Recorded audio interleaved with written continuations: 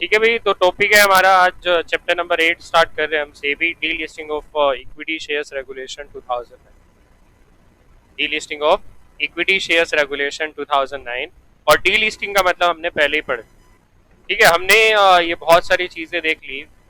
हमने इस टॉपिक से रिलेटेड बहुत सारे जो सब टॉपिक्स हैं उनके मतलब समझ लिए, बहुत सारी चीजें हमने समझ ली सिक्योरिटी लॉ में कि डी लिस्टिंग का मतलब क्या है, क्यों डी लिस्ट करते हैं, और बहुत सारी चीजें हमने देख ली। ठीक है, तो टॉपिक है, देखो सबसे पहले आपने लिस्ट कराया। लिस्ट करने के बाद अब कंपनी की क्या हो रही है, डी लिस्टिंग हो रही है। सबसे पहले लिस्टिंग हुई, उसके बाद क्या हो रही है, डी लिस्टिंग हो रही है। लिस्टिंग का मतलब क्या है, admission of company security to the trading platform of stock exchange so as to provide marketability and liquidity to the security हो। लिस्टिंग का मतलब क्या है, एडमिशन कि सिक्योरिटीज अब से क्या हो सकते हैं, ट्रेड हो सकते हैं। सिक्योरिटीज क्या हो सकते हैं, ट्रेड हो सकती हैं to the trading platform of stock exchange so that securities क्या हो जाए, मार्केटेबल हो जाए, और लिक्विडिटी आ जाए कि वो इजीली सेल हो सके। ठीक है, मार्केटेबली मतलब मार्केट में उन्हें बाय सेल किया जा सके, और लिक्विडिटी आ जाए to the security holder. Delisting का मतलब क्या है, delisting is totally reverse of listing. Delisting का मतलब क्या है, removal of listing of securities of a listed company from the stock exchange.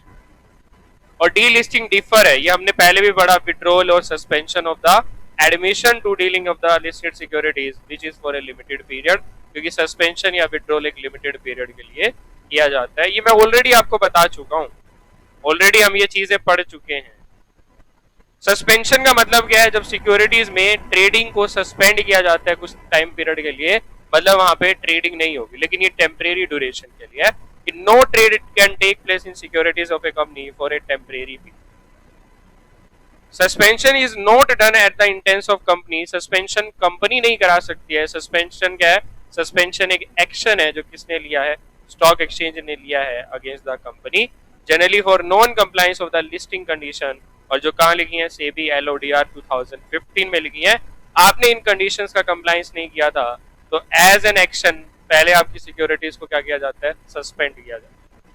Once the company make good the compliance of listing condition, the stock exchange क्या कर देता है, इस withdraw कर देता है इस सस्पेंशन को, और ट्रेडिंग परमिट कर देता है। स्टॉक एक्सचेंज चाहे तो इम्पोज कर सकता है फाइन, फ्रीज कर सकता है क्या, अकाउंट प्रमोटर के अकाउंट्स को फ्रीज भी कर सकता है, एज में be applicable in condition with the coordination with depository eight the instance of non compliance with the LODR.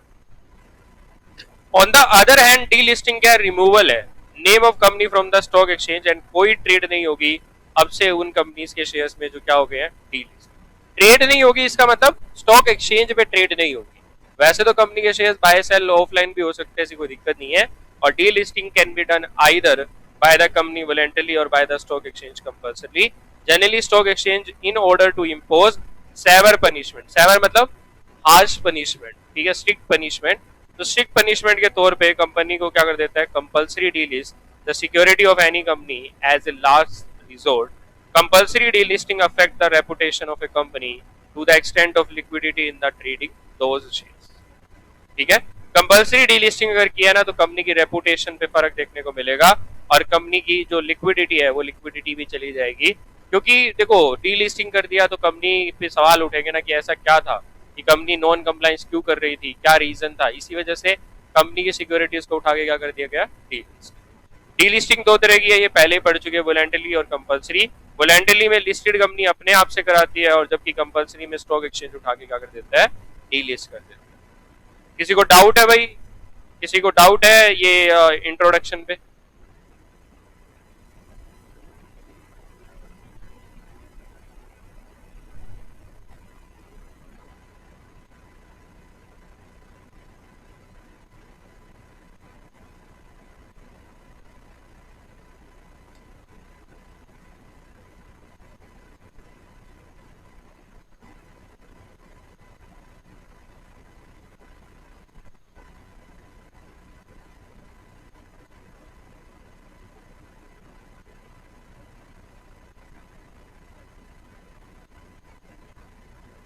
Need for delisting,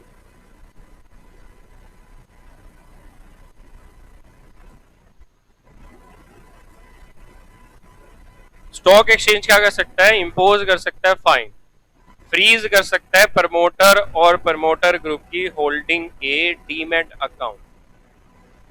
demat account उनके फ्रीज कर सकता है। देखो फाइन भी लगा दिया, अकाउंट फ्रीज कर दिए, किसके साथ? डिपॉजिटरी को बोल के। क्यों? क्योंकि आपने नॉन कंप्लायंस करी थी, इस वजह से। क्योंकि आपने नॉन कंप्लायंस करी थी, इस वजह से क्या कर दिया गया? आपकी सिक्योरिटीज को उठा के डीलिस्ट कर दिया, सॉरी सस्पेंड कर दिया, आपके ऊपर इम्पोज कर दिया फाइन, और प्रमोटर की होल्डिंग फ्रीज कर दी कि जब तक आप क्या नहीं करोगे, कंप्लायंस नहीं करोगे, आप अपने शेयर्स में डील नहीं कर सकते, आपकी सिक्योरिटीज फ्रीज रहेंगी तब तक। नीड फॉर डीलिस्टिंग, डीलिस्टिंग की जरूरत क्या है? डीलिस्टिंग कर्ब करता है सिक्योरिटीज, उन सिक्योरिटीज को पकड़ने के लिए, उन सिक्योरिटीज में ट्रेडिंग बंद करने के लिए जो नॉन कंप्लायंस कर रहे हैं, और ये वॉलेंटरली भी हो सकता है और फोर्सफुली भी किया जा सकता है by the SEBI on account of some wrongdoing by the company. There are certain norms which a company need to follow while listing on the stock exchange.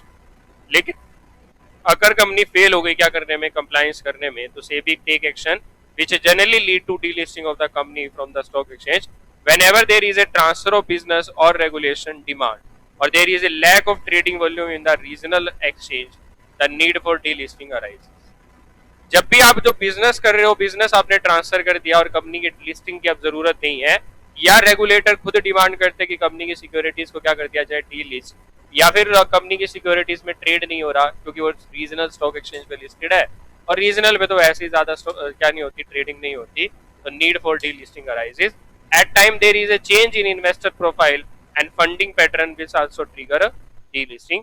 और काफी टाइम ये भी देखा गया कि इन्वेस्टर जो है वो अपना माइंडसेट चेंज कर रहे हैं, इन्वेस्टर जो है अपना फंडिंग पैटर्न चेंज कर रहे हैं, जिसकी वजह से डीलिस्टिंग की जरूरत है। क्योंकि इन्वेस्टर ये कह रहे हैं सिक्योरिटी लिस्ट करा के क्या फायदा है, पैसा तो हमने ही देना है, हमने देना है तो हम तो प्राइवेट प्लेसमेंट से भी दे सकते हैं, तो आपको डीलिस्टिंग वाली कंप्लायंसेस, और इतने सारे जो लॉ की कंप्लायंस है, डीलिस्टिंग वाले बहुत सारे लॉज हैं, उनकी कंप्लायंस करने की जरूरत नहीं है। मतलब लिस्टिंग की जो बहुत सारी कंप्लायंसेस है उनको करने की जरूरत नहीं है, तो कंपनी को उठा के क्या कर लेते हैं, डीलिस्ट। जैसे होता था ना, कंपनी को डोरमेंट क्यों कराते हैं, कंप्लायंसेस से बचने के लिए, फ्यूचर के लिए बनी है लेकिन कंप्लायंसेस से बचना था तो क्या कर दिया, डोरमेंट करा दी थी। इसी तरह यहाँ क्या कर दिया, कंपनी तो चल रही है लेकिन ट्रेडिंग बंद करा दी, इस तरह से स्टॉक एक्सचेंज से डीलिस्ट करा के, स्टॉक एक्सचेंज से डीलिस्ट करा के।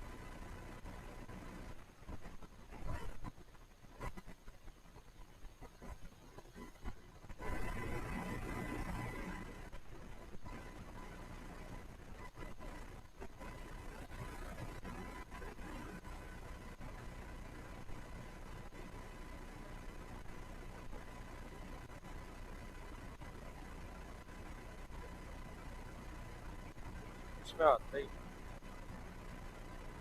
गूगल में दिया।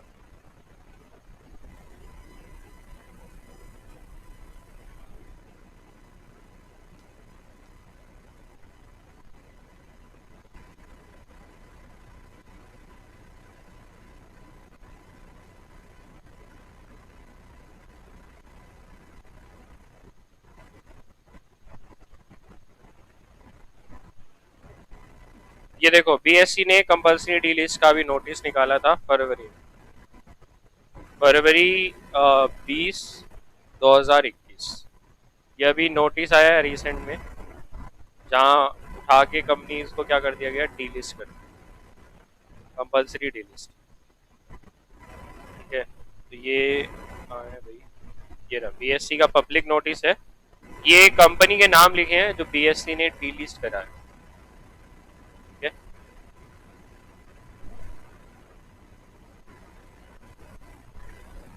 In terms of Regulation 22, SEBI delisting of equity shares Regulation 2009 and as per rules made under Section 21A। दिख रहा है भैया तुम्हें थोड़ा सा, दिख रही है क्या कुछ लाइनें?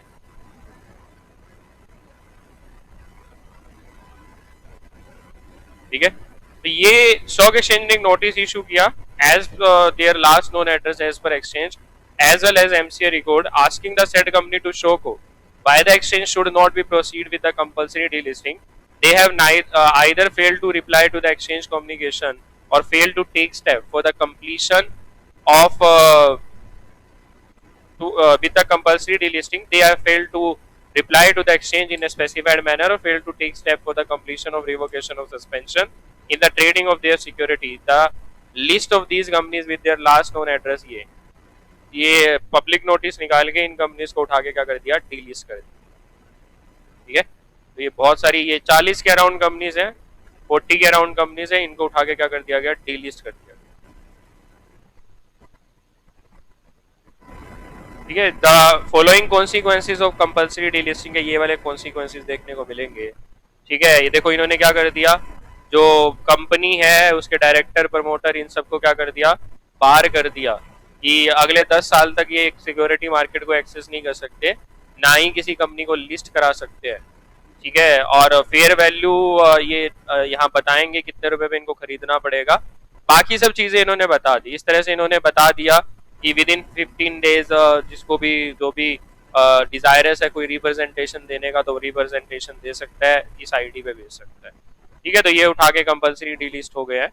और सेकंड इसमें दो चीजें थी, एक मिनट, एक तो ये था, अच्छा अच्छा अलग अलग न्यूज़पेपर होंगे, ये हिंदी न्यूज़पेपर है एंड ये बीएससी लिमिटेड की है। हाँ बस ये हिंदी न्यूज़पेपर था, और नहीं ये उसका हो गया ना, क्या कहते हैं, मराठी, मराठी हो गया, क्योंकि बीएससी लिमिटेड कहाँ पर है, मुंबई में है, तो मराठी, मराठी न्यूज़पेपर है ये। ठीक है, securities and exchange board of India, नियमावली, ये जो भी है इन्होंने नाम वैसे लिखे हैं। ठीक है, थोड़ा बहुत समझ में आ रहा है, बाकी तो समझ में नहीं आ रहा। एक्सचेंज ने, एक्सचेंज तसेव, पता नहीं क्या क्या लिखा है। ठीक है भाई, सार्वजनिक सूचना है, सार्वजनिक सूचना है, लेकिन आई थिंक मराठी में है।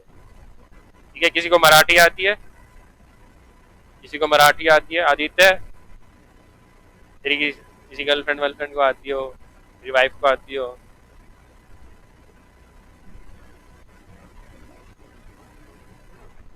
ये तो कंपल्सरी डिलीज किया जाएगा तो ऐसे पब्लिक नोटिस निकाला जाएगा, ये कंपल्सरी डिलीज किया जाएगा तो ऐसे पब्लिक नोटिस निकाला जाएगा।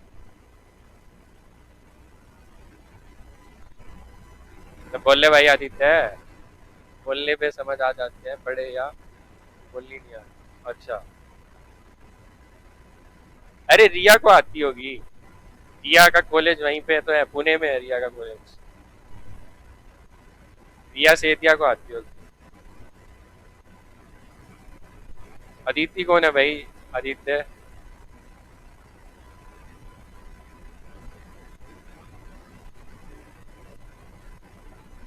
आदित्य ही, अदिति कौन है?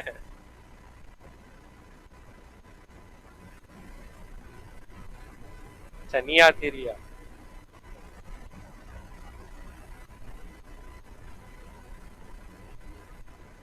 सुन तो हम सारे ही लेते हैं रिया।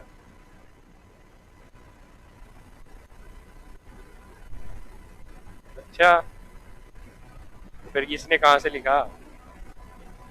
ठीक है, इसी तरह डी लिस्टिंग बीएससी की है, इसी तरह एनएससी की भी डी लिस्टिंग है, कंपल्सरी उठा के डी लिस्ट किया जाएगा। ये बीएससी था, इसी तरह एनएससी ने भी निकाली होगी लिस्ट, पब्लिक नोटिस, ये रहा एनएससी। इन्होंने लास्ट निकाला था 11 नवंबर 2020 का, 13 था ये मराठी में है, हम तो इंग्लिश वाला देख लेते हैं, मराठी आती नहीं हमें। आदित्य को आती है, आदित्य बताने का, क्या सुंदर न्यूज़पेपर का कटिंग है, क्या बात, ऐसा होना चाहिए। उन्होंने तो पूरा न्यूज़पेपर दे रखा है। ठीक है, इन्होंने न्यूज़पेपर की कटिंग दी है, क्या बात, बहुत बढ़िया।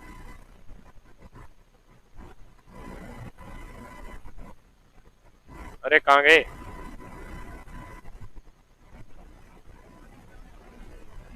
अच्छा ये, ठीक है भाई, ये न्यूज़पेपर की कटिंग है, ये पब्लिक नोटिस है, इन्होंने उठा के ये कंपनी को किया था, कॉफी डे को भी किया था, विमल ऑयल, बंसल मल्टीप्लेक्स, एमबीएल। ठीक है,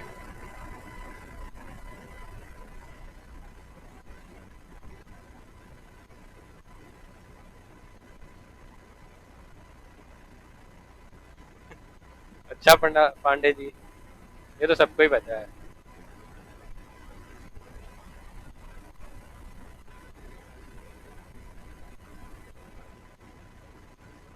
अजीब सी होती है, अजीब सी क्या होती है, उनकी अपनी लैंग्वेज है। जैसे हम ज्यादा हिंदी प्रेफर करते हैं, वो मराठी।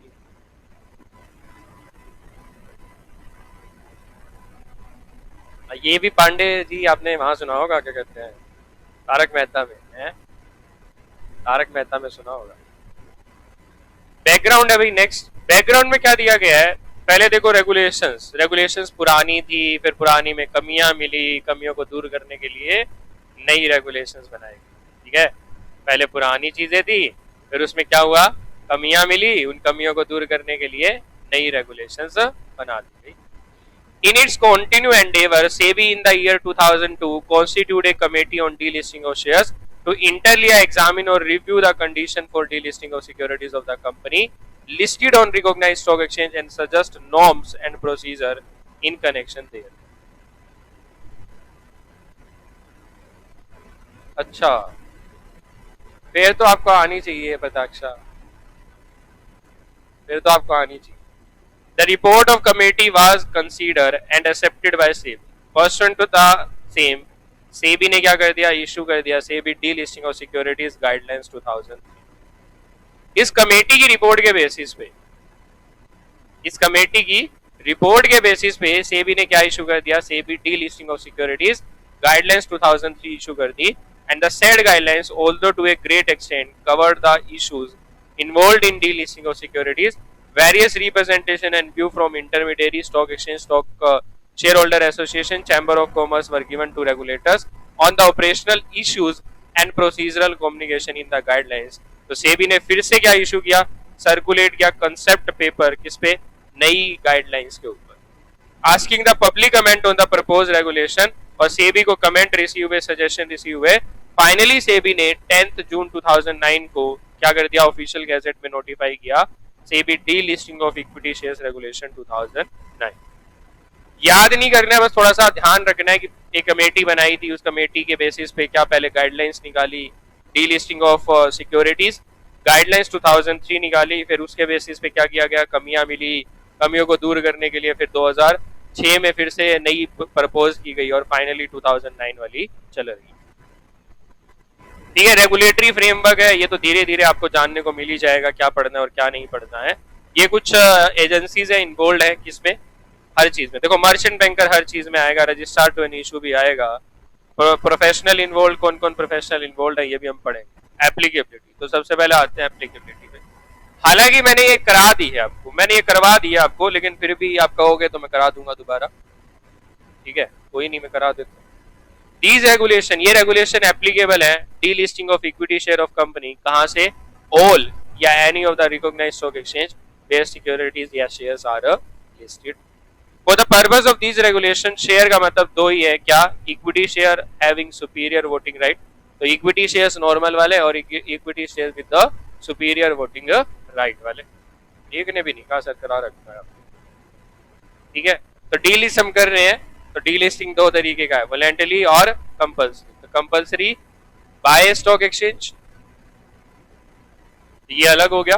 वॉलेंटरी को तीन पार्ट में डिवाइड किया गया, from all the stock exchange, from few stock exchange but remain listed on at least one stock exchange having nation wide trading terminal, having a nation wide trading terminal. तो देखो सारे exchange छोड़ के जाओगे तो exit opportunity देनी पड़ेगी, ठीक है, लेकिन अगर नेशन वाइड में रहोगे तो एग्जिट अपॉर्चुनिटी की जरूरत नहीं। और अगर स्मॉल कंपनी है whether listed at any of the exchange, तो यहां एग्जिट अपॉर्चुनिटी है, यहां एग्जिट अपॉर्चुनिटी है, बट यहां बिडिंग नहीं है, ये समझाएंगे अभी बिडिंग वाला चक्कर क्या है। अभी सिर्फ इतना ले लो, यहां एग्जिट अपॉर्चुनिटी नहीं, सॉरी है, यहां भी एग्जिट अपॉर्चुनिटी है। तो तुम कह भी सकते थे सर करा रखा है आपने।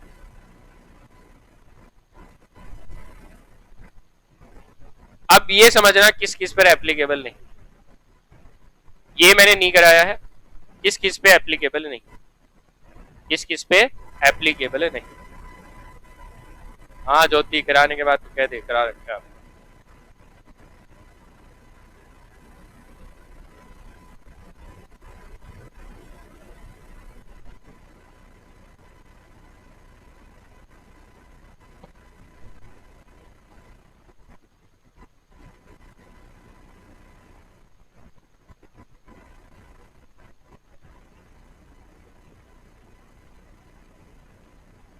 क्लियर है भाई यहाँ तक?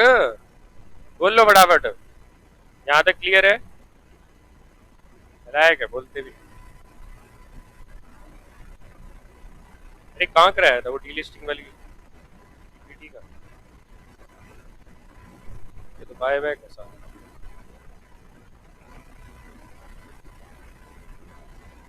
ये तो भाई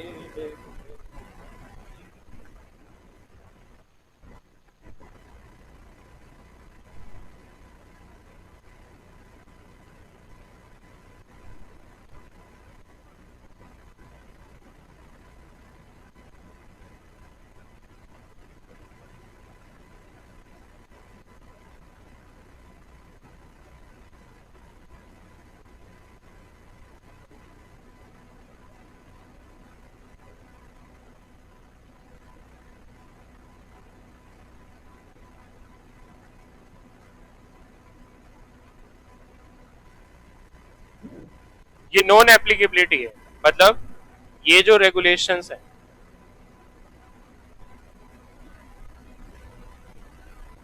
ये अप्लाई नहीं होंगी। कौन सी regulation? SEBI delisting of equity shares regulations 2009। ये रेगुलेशंस को फॉलो करने की जरूरत नहीं, इन रेगुलेशंस को फॉलो करने की जरूरत नहीं है। माने डी लिस्टिंग यहाँ भी हो सकती है, लेकिन ये रेगुलेशंस फॉलो करने की जरूरत नहीं है। तो 3 सर्कमस्टांसेस ऐसे बताए गए जहां आपको इन रेगुलेशंस को फॉलो करने की जरूरत नहीं। अगर एक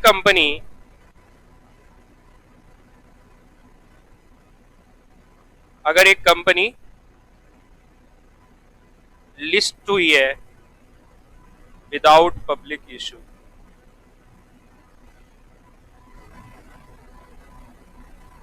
इस पे आईटीपी पे, इंस्टीट्यूशनल ट्रेडिंग प्लेटफॉर्म, या आजकल क्या बोलते हैं, इनोवेटर्स ग्रोथ प्लेटफॉर्म।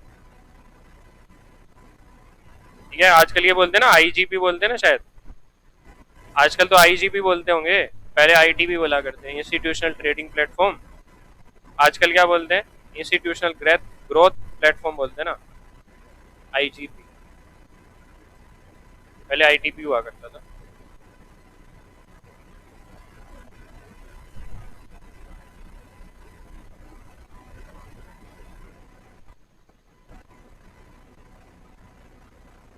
दूसरा, डी लिस्टिंग अगर हो रहा है एज पर स्कीम,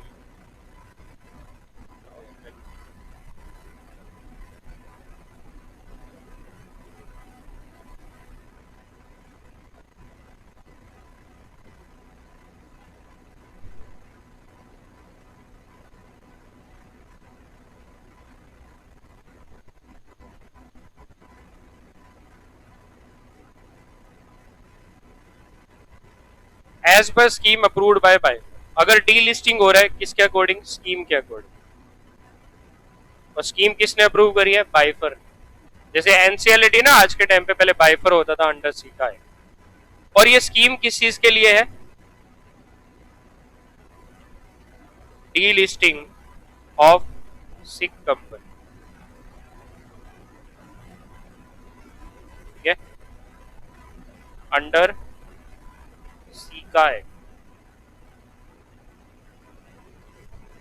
ठीक है, as per the scheme approved by BIFR, BIFR ने के स्कीम में क्या बोला है, delisting of the sick company under SICA act, SICA act के अकॉर्डिंग हो रहा है। तीसरा, डी लिस्टिंग हो रही है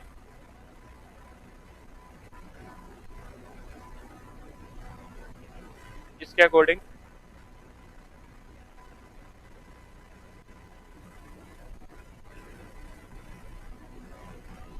एज पर स्कीम और resolution plan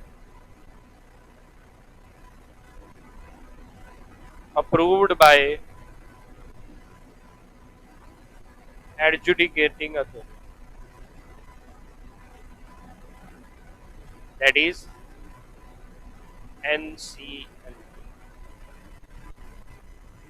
that is NCLT.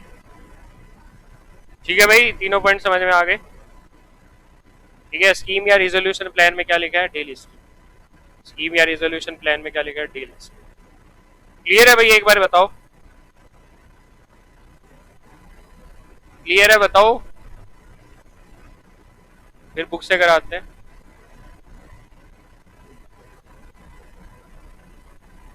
बोलो भाई बोलो फटाफट।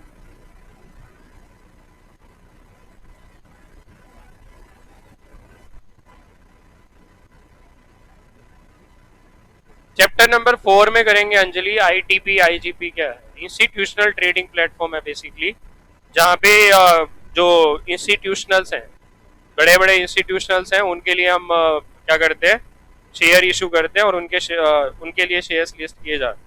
छोटे इन्वेस्टर्स के लिए प्लेटफॉर्म नहीं है वो। बाकी अच्छी बात है आपने पूछा, बाकी तो किसी ने पूछा भी नहीं।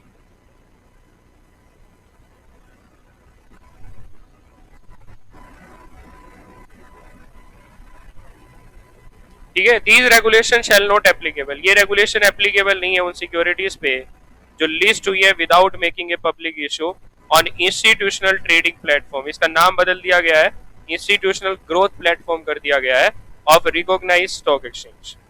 इंस्टीट्यूशन है, पता नहीं इनोवेटर है, ऐसे ही आईजीपी कर दिया गया है।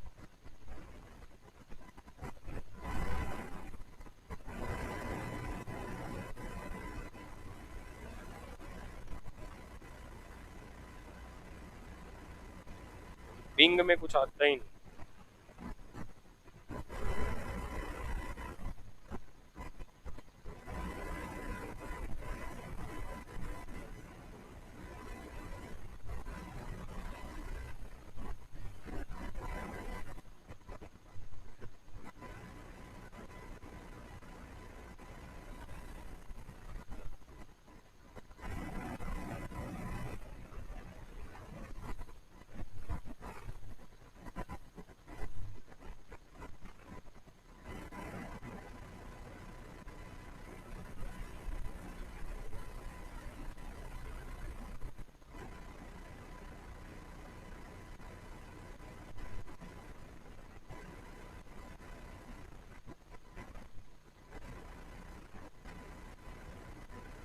हाँ, इनोवेटर ग्रोथ प्लेटफॉर्म। सिक्योरिटी ये 2018 को review the erstwhile framework for ITP and propose modification to the existing guidelines and including a change of name, ये लिखा हुआ है। इनोवेटर्स ग्रोथ प्लेटफॉर्म, ये कहाँ गया, ये रखा।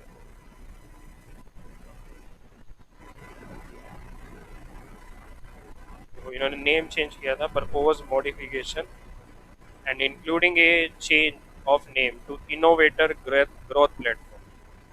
इनोवेटर ग्रोथ प्लेटफॉर्म कर दिया गया इसका।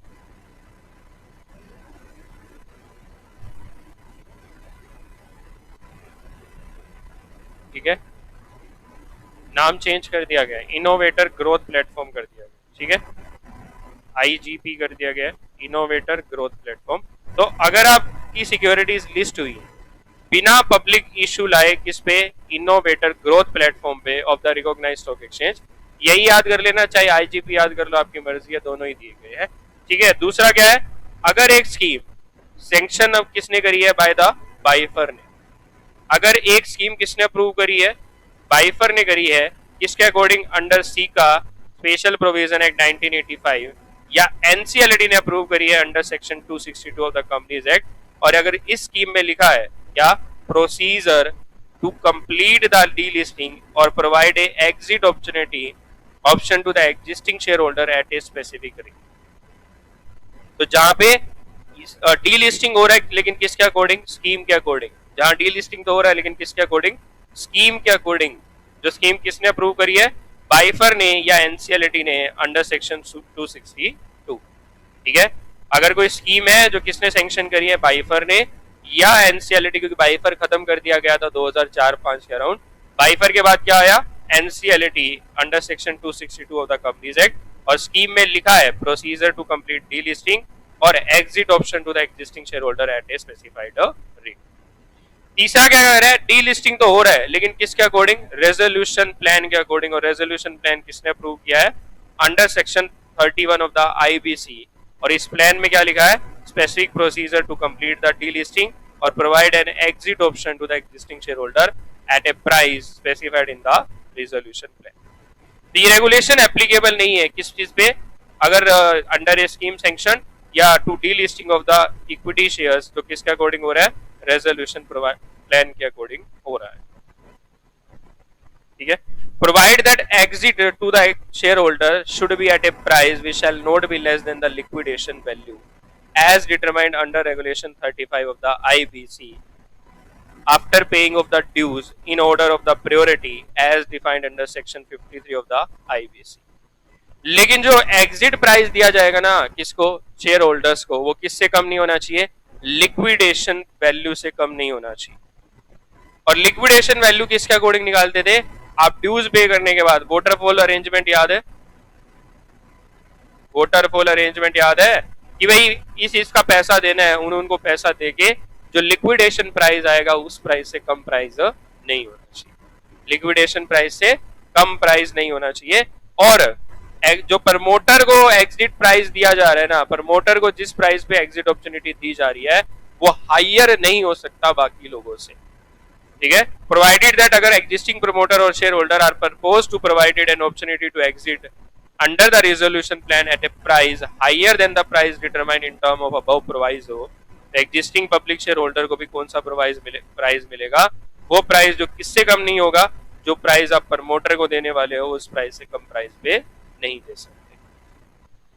ठीक है, provided also that the detail of delisting under the scheme along with justification for the exit price in respect of delisting purpose shall be disclosed to the recognized stock exchange within 1 day of resolution plan being approved under section 31।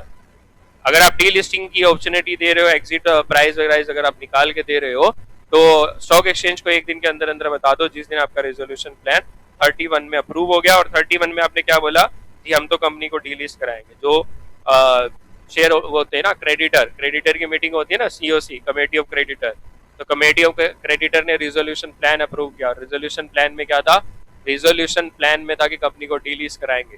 फिर ये resolution plan RP लेके गया किसके पास, adjudicating officer authority that is NCLT के आगे, और NCLT ने बोला हाँ ठीक है तुम्हारा प्लान ठीक है, तो उस प्लान के अकॉर्डिंग हो रहा है। तो प्लान में लिखा होना चाहिए, पहली बात उसने क्या कही, स्पेसिफिक प्रोसीजर लिखा होना चाहिए डी लिस्टिंग का, या एग्जिट प्राइस लिखा होना चाहिए, उसने ये कहा। और जिस प्राइस पे आप प्रमोटर को दे रहे हो उसी प्राइस पे यहाँ देना है, और लिक्विडेशन प्राइस से कम प्राइस नहीं होना चाहिए। और डिटेल ऑफ डी लिस्टिंग जैसे ही आपकी अप्रूवल आ जाएगी रेजोल्यूशन प्लान की, 1 डे के अंदर अंदर किसको फाइल कर दो, स्टॉक एक्सचेंज को भी फाइल कर दो। ठीक है भाई, क्लियर है यहां तक?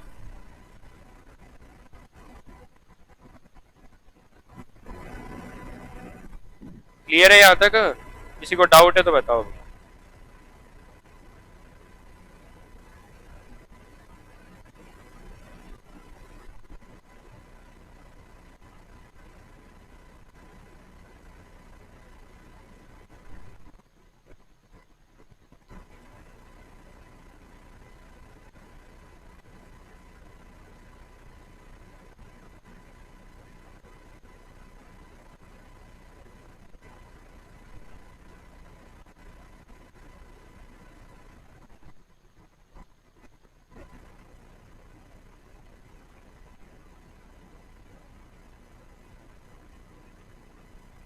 देखो एक रेजोल्यूशन प्लान बना,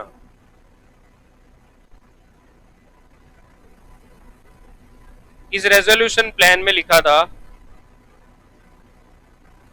प्रमोटर्स को एग्जिट अपॉर्चुनिटी दी जाए। मतलब कंपनी डूब रही है और जो क्रेडिटर्स हैं वो कंपनी को लेके कहाँ पहुंच गए, एनसीएलटी में पहुंच गए, और आईबीसी के अकॉर्डिंग सीआईआरपी स्टार्ट हो गया। ठीक है, corporate insolvency resolution process, corporate insolvency resolution process start हो गया।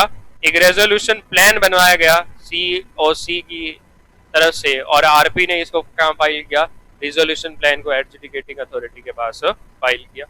अब एडजुडिकेटिंग अथॉरिटी ने क्या किया, रेजोल्यूशन प्लान पढ़ा, रेजोल्यूशन प्लान में लिखा था प्रमोटर को क्या दी जाएगी, एग्जिट अपॉर्चुनिटी दी जाए।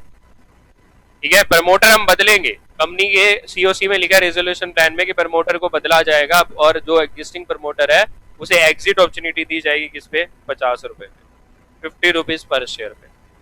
और इसी में दूसरा क्या लिखा है, डी लिस्टिंग भी लिखा है कि कंपनी को डी लिस्ट भी किया जाएगा और पब्लिक वालों को क्या दी जाएगी, एग्जिट अपॉर्चुनिटी दी जाएगी।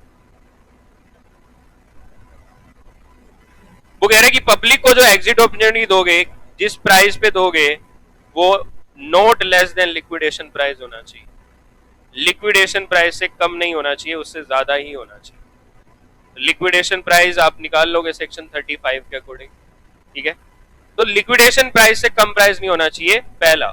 और दूसरा, ये प्राइस प्रमोटर वाले प्राइस से भी कम नहीं होना चाहिए, not less than price paid to promoters.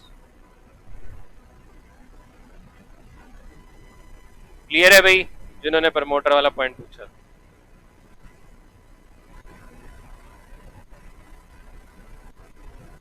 Clear है जिन्होंने प्रमोटर वाला पॉइंट पूछा था? तूने कहा पूछा था? नेहा ने, कितना ने पूछा?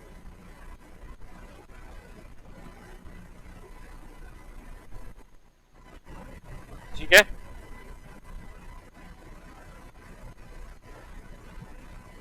नेक्स्ट टॉपिक दे रखा है वो सरकमस्टांसेस, जिन सरकमस्टांसेस में डी लिस्टिंग अलाउड नहीं। ठीक है, मिक्स मत करना, ऊपर वाला था एप्लीकेबिलिटी नहीं है, मतलब वहां डी लिस्टिंग तो हो रही है लेकिन किसके अकॉर्डिंग नहीं है हो रही है, delisting of equity shares regulation के अकॉर्डिंग नहीं। और ये टॉपिक है कि किन सरकमस्टांसेस में डी लिस्टिंग की परमिशन नहीं दी जाएगी। ये वो सरकमस्टांसेस है जहां डी लिस्टिंग की परमिशन नहीं है, डी लिस्ट करने की परमिशन ही नहीं है। मतलब डी लिस्टिंग रेगुलेशंस तो एप्लीकेबल है, डी लिस्टिंग रेगुलेशंस तो एप्लीकेबल है, लेकिन कंपनी में कुछ ऐसे सरकमस्टांसेस एग्जिस्ट कर रहे हैं जो ये कह रहे हैं कि अभी परमिट नहीं दिया जा सकता, अभी आपको अलाउ नहीं कर सकते क्या करना, कंपनी को डी लिस्ट करना। ठीक है, पहला पर्सुएंट टू बायबैक, बायबैक में आ गया, ये पॉइंट मैंने पढ़ा दिया। क्या बायबैक का यूज करके डी लिस्ट नहीं कर सकते? पता है ना, बायबैक का यूज करके डी लिस्ट नहीं कर सकते, पता है भाई, बायबैक का यूज करके डी लिस्ट नहीं कर सकते। दूसरा, प्रेफरेंशियल अलॉटमेंट करके डी लिस्ट नहीं कर सकते कि हम प्रमोटर को अलॉट कर देते हैं शेयर्स और इतने अलॉट कर देते हैं कि प्रमोटर की होल्डिंग 90% को क्रॉस कर जाए, तो ये भी नहीं हो सकता। ठीक है, हम बायबैक करके प्रमोटर की होल्डिंग बढ़ा नहीं सकते, हम प्रेफरेंशियल अलॉटमेंट करके प्रमोटर की होल्डिंग बढ़ा नहीं सकते, इस तरह से हम क्या नहीं कर सकते, डी लिस्ट नहीं कर सकते। तीसरा, अगर आपको 3 साल नहीं हुए हैं लिस्ट हुए तो भी डी लिस्टिंग नहीं कर सकते, अगर आपको लिस्ट हुए 3 साल नहीं हुए हैं तो भी आप डी लिस्ट नहीं कर सकते। ठीक है,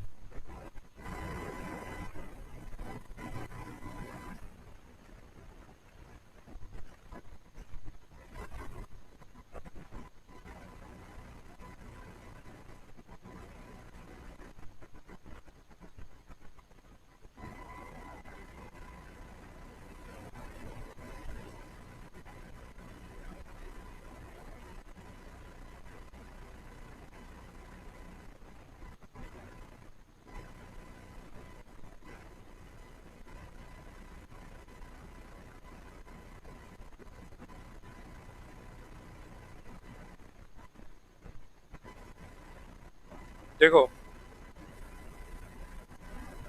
यंग लिमिटेड, इसी पे क्वेश्चन आ चुका है। यंग लिमिटेड इनकॉर्पोरेट हुई थी under the provision of companies act. Young limited क्या हुई, क्या हुई भाई, यंग लिमिटेड इनकॉर्पोरेट हुई किसके according, provision of companies act. Company list कब हुई, 1 जनवरी 2017, डेट याद है। The promoter of company now exploring possibility to voluntarily delist on or before 1 अक्टूबर 2019। तो 2017 पूरा हो गया, 2018 पूरा हो गया, बट 3 साल नहीं हुए पूरे। ठीक है, बाय प्रोवाइडिंग एग्जिट अपॉर्चुनिटी। अब ये तो देखो पता है क्या है, अभी अभी 3 साल आपने पढ़ा है, लेकिन पेपर में आप क्वेश्चन को पूरा पढ़ते हो तो क्वेश्चन में क्या लिखा है, एग्जिट अपॉर्चुनिटी दी जा रही है। एग्जिट अपॉर्चुनिटी दी जा रही है, तो फिर डीलिस्ट करने में क्या दिक्कत है, क्या प्रॉब्लम है भाई डीलिस्ट करने में?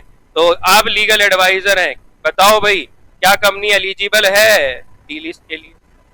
और वो सरकमस्टांसेस जिनमें कंपनी डीलिस्ट नहीं हो सकती है, जिसके अकॉर्डिंग डीलिस्ट नहीं हो सकती, क्या कंपनी एलिजिबल है? क्या कंपनी एलिजिबल है? बताओ भाई बताओ, क्या कंपनी एलिजिबल है?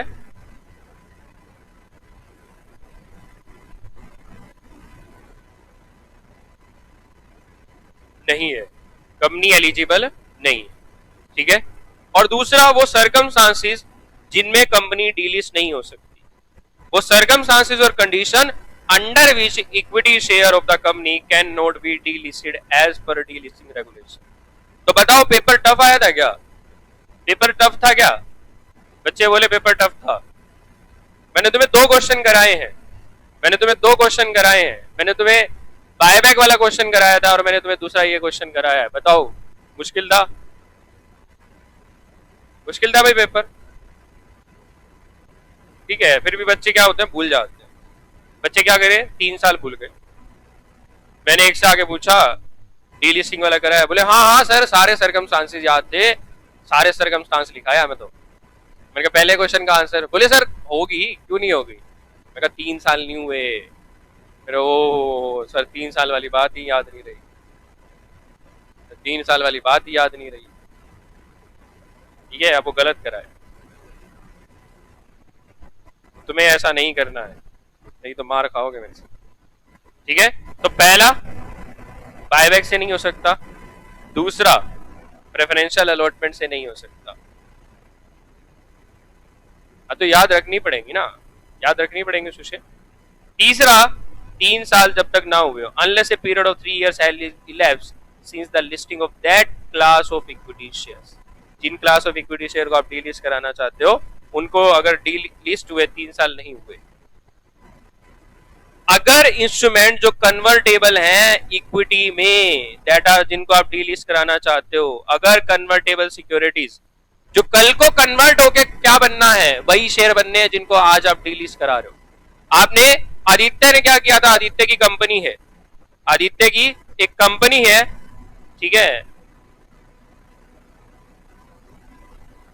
ये कंपनी लिस्टेड है। आदित्य ने डिवेंचर इशू किए, कौन से डिवेंचर, जो कन्वर्ट होने थे इसमें लिस्टेड इक्विटी शेयर्स। तो आदित्य ने ये बोल के इन्वेस्टर को, डिवेंचर होल्डर को पटाया, मतलब डिवेंचर होल्डर से बात करी और डिवेंचर होल्डर को मनाया कि सर कल को ना इक्विटी शेयर्स मिलेंगे, कौन से वाले, लिस्टेड वाले, कल को इक्विटी शेयर्स मिलेंगे, कौन से वाले, लिस्टेड वाले। सर देख लो कितनी बेटर अपॉर्चुनिटी है आपके लिए, आज डिवेंचर ले लो चाहे अनलिस्टेड है, लेकिन कल को इक्विटी शेयर्स मिलेंगे, वो भी लिस्टेड कंपनी के। होता है ना उसमें वो 3 इडियट में बोलता है लिस्टेड कंपनी के, तो वो होता है ना फ्री फ्री फ्री, यहाँ क्या बोलेंगे, लिस्टेड कंपनी के, लिस्टेड कंपनी के, लिस्टेड कंपनी के। तो आदित्य ने ये बोल बोल के बेचारे डिवेंचर होल्डर का माइंड सेटअप बना दिया, अच्छा चल ठीक है कर लेते हैं। तो आदित्य के कहने पे क्या कर लिया, डिवेंचर ले लिए। अब आदित्य ने क्या स्कीम लगाई, आदित्य कह रहा है मैं तो कंपनी को डीलिस्ट कर रहा हूं, आदित्य कह रहा है मैं तो कंपनी को डीलिस्ट कर रहा हूं, जिसके है देखा जाएगा, ठीक है। तो क्या बोला गया लो में, तो आदित्य सेबी ने आके आदित्य का हाथ पकड़ लिया, बोले ऐसे कैसे, तुम्हारी ऑब्लिगेशन थी क्या, तुम्हें कन्वर्ट करने हैं क्या डिवेंचर उन्हीं इक्विटी शेयर्स में जिनको आज तुम डीलिस्ट कराना चाहते हो, ठीक है। तो जब तक ये डिवेंचर कन्वर्ट नहीं हो जाता उस इक्विटी में, तब तक डीलिस्टिंग नहीं कर सकते। जब तक ये कन्वर्ट नहीं हो जाता तब तक डीलिस्टिंग नहीं कर सकते, ठीक है भाई। आदित्य धोखा करते है तू डिवेंचर होल्डर वालों के साथ, क्लियर है भाई? हम बताओ फटाफट से, क्लियर है क्या?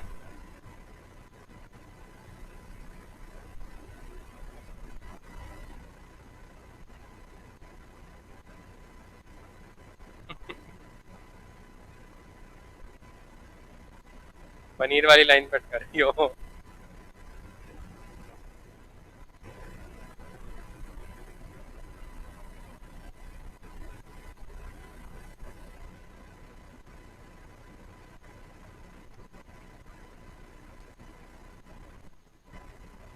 ठीक है, तो देखो बुक में क्या लिखा है, इंस्ट्रूमेंट जो कन्वर्ट होने हैं उस क्लास ऑफ इक्विटी शेयर्स में जिनको आप डीलिस्ट आज कराना चाहते हो, और ये कन्वर्टेबल सिक्योरिटीज अभी आउटस्टैंडिंग है, माने अभी कन्वर्ट नहीं हुई, अभी कन्वर्ट नहीं हुई है, तो जब तक कन्वर्ट नहीं हो जाती आप तक डीलिस्ट नहीं करा सकते, जब तक कन्वर्ट नहीं हो जाती तब तक आप डीलिस्ट नहीं करा सकते। ठीक है, अब सर्कमस्टांसेस ऐसे हैं जहां डीलिस्टिंग अलाउड नहीं है। हम किस चीज की डीलिस्टिंग पढ़ रहे हैं, हम delisting of equity share regulation पढ़ रहे हैं, और अगर डिवेंचर का या कन्वर्टेबल सिक्योरिटीज का डीलिस्टिंग हो रहा है तो क्या ये डीलिस्टिंग के प्रोविजन एप्लीकेबल होंगे? ठीक है, डीलिस्टिंग ऑफ कन्वर्टेबल सिक्योरिटीज हमें क्या मतलब है, हम तो इक्विटी शेयर्स पढ़ रहे हैं, तो क्या यहाँ सर्कमस्टांसेस ये वाले एप्लीकेबल होंगे? क्या इन सर्कमस्टांसेस में हम परमिशन दे सकते हैं? ठीक है, इसके लिए तो परमिशन चाहिए ही नहीं ना। डीलिस्टिंग ऑफ कन्वर्टेबल सिक्योरिटीज, अगर कन्वर्टेबल सिक्योरिटीज डीलिस्ट हो रही है तो हमें क्या मतलब है, हम तो इक्विटी वालों की बात कर रहे हैं, इक्विटी वालों की परमिशन लेनी है तो आओ, इक्विटी वालों की परमिशन नहीं है तो नहीं। ठीक है, हम तो कन्वर्टेबल सिक्योरिटीज की बात नहीं कर रहे हैं, हम किसकी बात कर रहे हैं, शेयर्स की बात कर रहे हैं। तो अगर कन्वर्टेबल सिक्योरिटीज है तो कन्वर्ट होने से पहले कैसे डीलिस्ट हो जाएंगे, कन्वर्जन होगा उनका, तो उसके बाद ही डीलिस्टिंग वगैरह होगी। क्लियर है भाई, यहां तक, यहां तक क्लियर है? ठीक है, तो पॉइंट डाल लेना, 5 पॉइंट है ये, 1 2 3 4 5। ठीक है, आज के लिए इतना बहुत, आज के लिए बहुत है,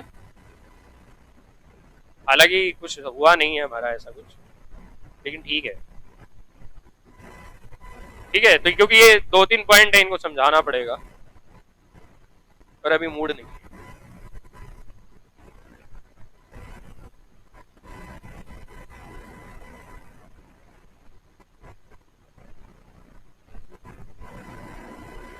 तो ठीक है भाई, आज के लिए इतना ही, बाय बाय, टेक केयर।